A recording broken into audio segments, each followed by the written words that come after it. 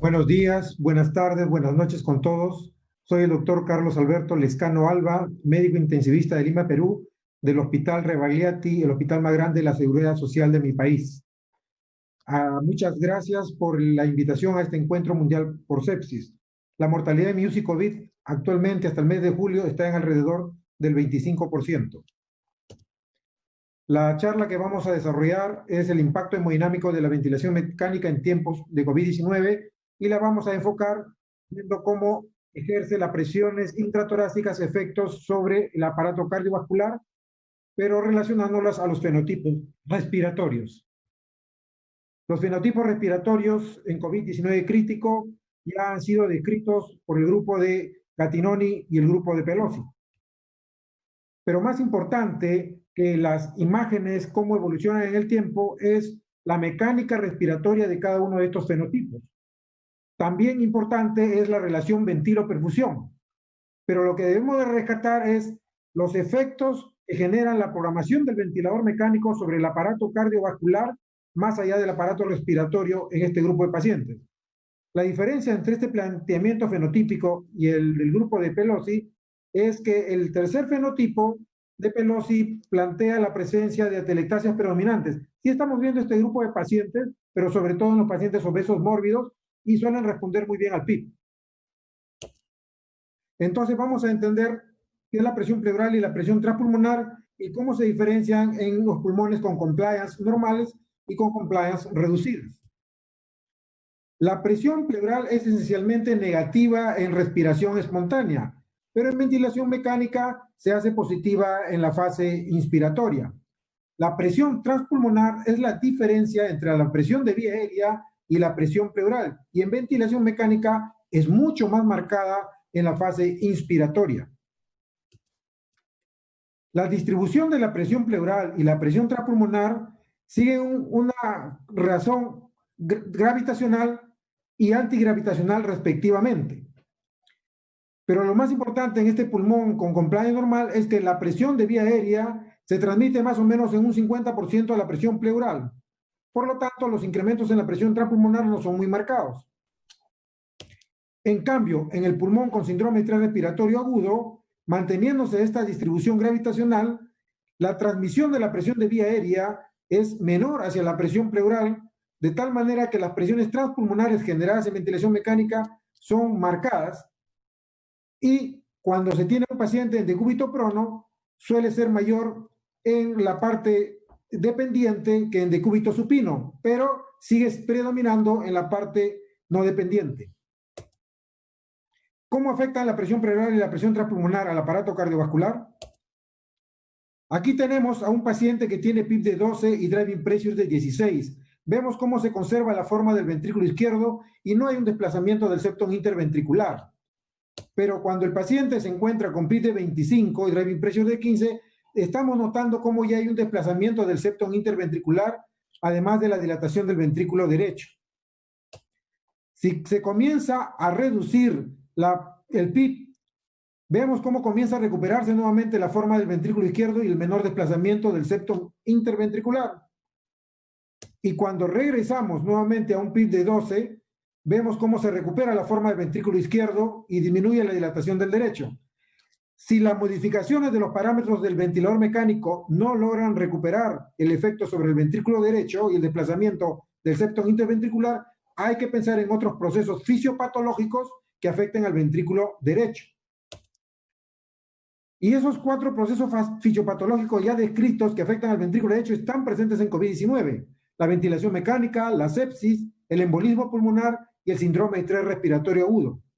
Más aún, ya se ha descrito en 100 pacientes con COVID-19 críticos hechos o sometidos a ecocardiografía, en donde el 68% tienen hallazgos normales, que de este total el 57% es por afección del ventrículo derecho. Y cuando estos pacientes se descompensan, la mayoría de los casos es por descompensación del ventrículo derecho. Ahora veamos cómo la presión pleural y transpulmonar afectan durante el ciclo respiratorio al ventrículo derecho y al ventrículo izquierdo, y esto puede diferenciarse en el fenotipo L y fenotipo H. El aumento de la presión pleural en la inspiración genera una reducción de la llegada de sangre al ventrículo derecho, pero a su vez disminuye la resistencia a la eyección de sangre del ventrículo izquierdo. El aumento de la presión transpulmonar en esta fase inspiratoria aumenta la resistencia a la eyección de sangre del ventrículo derecho, pero transitoriamente mejora la precarga o llegada de sangre al ventrículo izquierdo. Al final de la inspiración, esto genera una disminución del volumen sistólico del ventrículo derecho, pero simultáneamente un incremento del volumen sistólico del ventrículo izquierdo. Y esto último es lo que se ve de manera sistémica, por lo que mejora la presión de pulso en esta fase de la respiración. Sin embargo, en la fase expiratoria, el ventrículo izquierdo se ve afectado en cuanto a su precarga por lo que ocurrió con el ventrículo derecho, pero a su vez, la disminución de la presión pleural en esta fase aumenta nuevamente la postcarga del ventrículo izquierdo, haciendo que en su conjunto disminuya el volumen sistólico del ventrículo izquierdo hacia el final de la expiración. Y de manera sistémica vamos a ver que se reduce la amplitud de presión de pulso, se reduce el gasto cardíaco. ¿Cómo ocurre esto esencialmente sobre el ventrículo derecho? La presión pleural es la que ejerce un efecto importante sobre el ventrículo derecho cuando se va incrementando la presión de vía aérea. Pero esto no es por una reducción de la gradiente de retorno venoso, como ya ha sido estudiado, sino por un incremento de la resistencia al retorno venoso. Y probablemente esa resistencia al incremento del retorno venoso se deba a que la presión intratorácica yuxtacardíaca evita de que se dilate el ventrículo derecho y el ventrículo izquierdo. En cambio, podemos ver que en la vena cava inferior, que es esencialmente extratorácica, sí hay ese aumento de volumen. En la presión o gradiente de presión más importante que afecta al ventrículo derecho es la presión transpulmonar. Una presión transpulmonar inadecuadamente baja va a permitir de que haya colapso alveolar, y este colapso alveolar reduce el diámetro de los vasos extraalveolares, aumentando la resistencia vascular pulmonar. Por otro lado, una presión transpulmonar elevada sobredistiende los alveolos, y produciendo compresión de los vasos perialveolares, también aumentando la resistencia vascular pulmonar. Si en este paciente hay una disminución del flujo sanguíneo pulmonar por problemas de precarga o gasto cardíaco bajo, se va a acentuar el efecto de la presión transpulmonar sobre la parte de la resistencia vascular pulmonar. Y esto es más pronunciado en los pacientes que tienen una compliance pulmonar reducida. Estos fenómenos generan estas imágenes que nosotros podemos apreciar en el paciente COVID crítico en ventilación mecánica con compromiso ya del ventrículo derecho. El compromiso del ventrículo derecho en su grado extremo se manifiesta como un cor pulmonar agudo, que está presente más o menos en un 25% de los pacientes con síndrome de estrés respiratorio agudo. Y 4 de los factores descritos asociados a la presencia de cor pulmonar agudo también pueden estar presentes en COVID-19. Cuando los 4 están presentes, hay más del 60% de posibilidad de que haya cor pulmonar agudo. También el mayor driving pressure, la mayor presión meseta, la mayor presión de arterial en anhídrido carbónico y maniobras de reclutamiento alveolar inadecuadas generan una mayor incidencia de cor pulmonar agudo. Una programación inadecuada, demasiado alta de PIB y o frecuencia respiratoria pueden generar un incremento del espacio muerto, una ventilación inadecuada del espacio muerto, una acidemia respiratoria, y todo esto impactar sobre el ventrículo derecho y llevar a una inestabilidad hemodinámica en su grado extremo. La mortalidad en los pacientes con distrés, más allá de que tengan cor pulmonar agudo o no, depende sobre todo de un mayor driving pressure y de una disfunción multiorgánica. Diel ya nos mostró lo que estamos viendo en el día a día manejando estos pacientes COVID-19 críticos, que aun cuando hacemos ventilación mecánica protectiva pulmonar, encontramos un aumento del espacio muerto, un ventilatory ratio elevado, es decir, una ventilación minuto alta, inefectiva para disminuir la presión arterial de anhídrido carbónico, y esto es más pronunciado ahora en COVID-19 crítico que en el síndrome de estrés respiratorio agudo pre-pandemia. Sobre el ventrículo izquierdo también describimos los efectos. La presión transpulmonar sobre el ventrículo izquierdo genera una mejoría de la precarga de manera transitoria porque aumenta el volumen venoso pulmonar. Y esto se refleja también por aumento de la presión venosa pulmonar y la presión de oclusión de arteria pulmonar. Pero cuando la presión transpulmonar es muy marcada y afecta al ventrículo derecho y desplaza el septum interventricular, puede terminar reduciendo la precarga del ventrículo izquierdo. El efecto más importante sobre el ventrículo izquierdo lo ejerce la presión pleural. Cuando se incrementa el PIB progresivamente y se incrementa la presión pleural, esto va a generar una disminución de la presión transmural del ventrículo izquierdo, facilitando la eyección ventricular por disminución de su postcarga. Si esto se alivia en la fase expiratoria o cuando se saca al paciente del ventilador mecánico, se va a producir nuevamente un aumento de la postcarga del ventrículo izquierdo. Y si no hay una buena reserva cardíaca, el paciente va a presentar una claudicación. Sobre la parte de los parámetros hemodinámicos, ¿cómo afecta la ventilación mecánica? Nosotros podemos apreciar en un paciente COVID-19 crítico en ventilación mecánica, presión positiva, que tenemos un corazón que puede estar normoquinético, hiperquinético o con mucho menos frecuencia, con compromiso ventrículo izquierdo, con una vena cava que está dilatada, pudiendo ser distensible o no en ventilación mecánica, pero cuando tiene una variabilidad de presión de pulso de más del 13%, o si es menor a esta, cuando el reto de volumen tidal me incrementa la variabilidad de presión de pulso más del 3,5%, podría responder a fluidos si está con inestabilidad hemodinámica. La vena cava inferior por sí sola no es suficiente para definir a un paciente responder o no a volumen, porque presenta falsos negativos y falsos positivos que están presentes en el paciente COVID-19 crítico.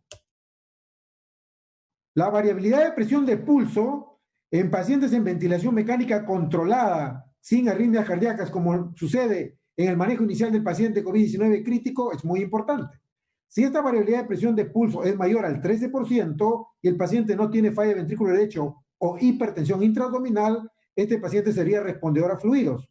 Si está entre el 9 al 13%, debemos de considerar reto de volumen tidal para discriminar. Y si es menos del 9%, debemos preguntarnos si este paciente tiene una tipología L, ¿no? Una buena compliance, un volumen tidal de 8 mililitros por kilo de peso más, sería no responder a fluidos. En cambio, si es una tipología H, debemos también considerar el reto de volumen tidal. El reto de volumen tidal es fácil de hacer. Programamos inicialmente en el ventilador 6 mililitros por kilo de peso ideal de volumen corriente, medimos la variabilidad de presión de pulso, luego de un minuto programamos por un minuto 8 mililitros por kilo de peso ideal, medimos la variabilidad de presión de pulso, y si el incremento es más de 3,5 puntos porcentuales, entonces sería un paciente respondedor a volumen. Pero hay que tener cuidado cuando hay falla de ventrículo derecho, porque podría ser un falso positivo. Y cuando ya sabemos que mi paciente tiene compromiso del ventrículo derecho, tiene una vena cava que está dilatada, siendo distensible o no, y tenemos una variabilidad de presión de pulso de más del 13%, o un incremento con reto de volumen tidal de más del 3,5%, todavía no podemos concluir que sea responder a volumen. Aquí la estrategia válida es la elevación pasiva de miembros inferiores.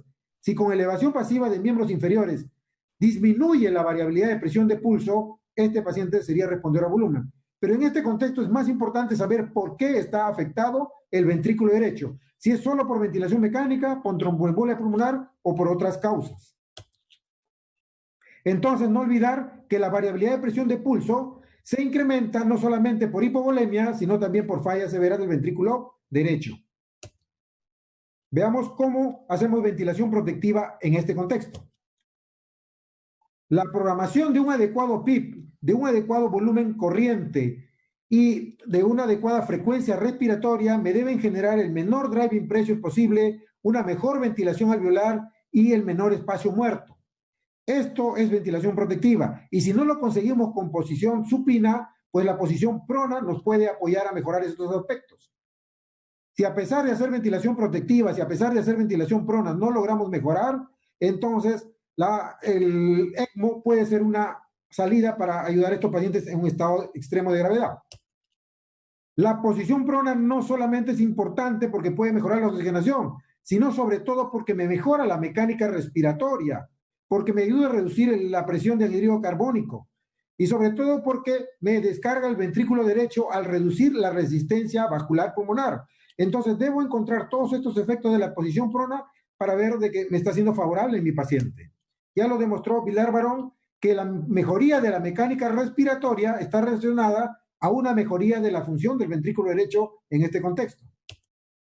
En casos graves, a veces es importante tener un catéter de arteria pulmonar o hacer una ecocardiografía más avanzada para diagnosticar exactamente la hipertensión pulmonar y el tipo de hipertensión pulmonar, porque la hipertensión pulmonar precapilar que se presenta con ventilación mecánica inapropiada, con embolia pulmonar u otras causas en COVID-19 crítico, puede ser manejada con alguna de estas estrategias, y si se descarta estos fenómenos, de repente la vasoconstricción pulmonar es lo predominante y el uso de óxido nítrico o de prostaglandina inhalada puede ayudar en este contexto.